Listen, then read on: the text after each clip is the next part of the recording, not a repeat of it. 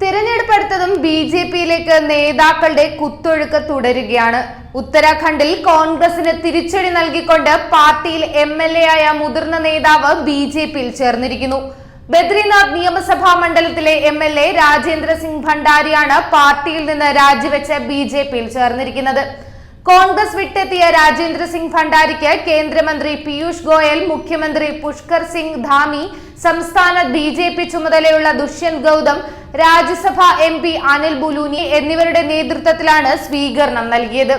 ബി.ജെ.പിയിൽ ചേർന്നതിന് പിന്നാലെ രാജ്യത്തെ മുന്നോട്ട് കൊണ്ടുപോകാനുള്ള പ്രധാനമന്ത്രി നരേന്ദ്രമോദിയുടെ നേതൃത്വപരമായ കഴിവുകളിൽ നിന്ന് പ്രചോദനം ഉൾക്കൊണ്ടുകൊണ്ടാണ് താൻ പാർട്ടിയിൽ ചേർന്നതെന്ന് ഭണ്ഡാരി അവകാശപ്പെട്ടു.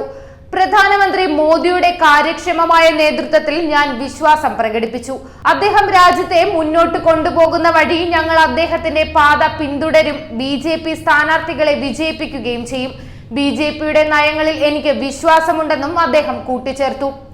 അദ്ദേഹത്തിന് നീണ്ട രാഷ്ട്രീയ പാരമ്പര്യമാണുള്ളത്. പ്രധാനമന്ത്രി മോദിയുടെ കീഴിൽ രാജ്യത്തും ഉത്തരാഖണ്ഡിലും വിവിധ വികസന പ്രവർത്തനങ്ങളിൽ നിന്ന് പ്രചോദനം ഉൾക്കൊണ്ടിട്ടുണ്ട്. ബദ്രിനാഥ് മാസ്റ്റർ പ്ലാൻ, ചാർധാം സർവകലാശാല റോഡ്, സംസ്ഥാനത്തിന്റെ ഒരു കോണിനെ മറ്റൊന്നുമായി ബന്ധിപ്പിക്കുന്ന road, Hemkund Sahib rope way തുടങ്ങിയ വികസന പ്രവർത്തനങ്ങൾ ഇക്കാലയളവിൽ സംസ്ഥാനത്ത് കൊണ്ടുവന്നിട്ടുണ്ടെന്നും മുഖ്യമന്ത്രി പറഞ്ഞു. അദ്ദേഹത്തിന്റെ മണ്ഡലത്തിലും നിരവധി വികസനങ്ങൾ ഉണ്ടായി. ഇതിൽ നിന്നെല്ലാം പ്രചോദനം ഉൾക്കൊണ്ടുകൊണ്ടാണ് അദ്ദേഹം ബി.ജെ.പിയിൽ ചേർന്നിരിക്കുന്നത്. തെരഞ്ഞെടുപ്പ് അന്തരീക്ഷം ഇപ്പോൾ തന്നെ ഞങ്ങൾക്ക് അനുകൂലമാണ്. സംസ്ഥാനത്തെ 5 സീറ്റുകളിലും ഞങ്ങൾ തന്നെ വിജയിക്കും.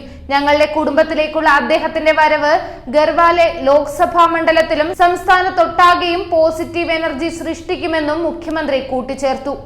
എന്തായാലും ബി.ജെ.പിയിൽ ചേരുന്ന ഭൂരിഭാഗം നേതാക്കളും കോൺഗ്രസിൽ നിന്നുള്ളവര് തന്നെയാണ്.